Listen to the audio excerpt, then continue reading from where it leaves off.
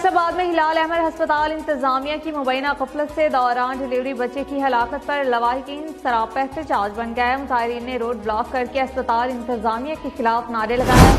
मुजाहिरीन के मुताबिक अमला ने ब्लड रिपोर्ट के बाद बच्चा नॉर्मल होने का बताया। डिलीवरी के दौरान गफलत बरतने पर बच्चा जाबक हो गया। मुजाहिरीन का इल्जाम। ब्यूरो चीफ फैसलाबाद वकास शराज हमारे साथ टेलीफोन लाइन पर मौजूद हैं। मज़ीद तफसीलात उनसे जानते हैं।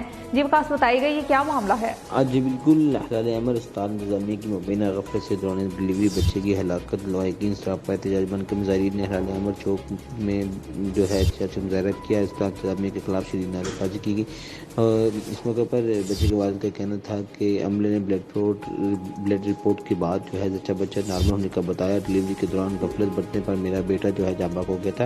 हिलाल अहमद अमले ने रिपोर्ट्स छीन कर कॉपी किया।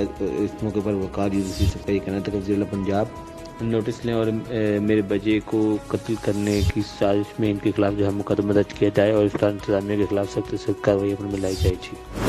बहुत शुक्रिया वकास शराज, आप हमें तफसीलात रहे थे। अभी आपको बताएं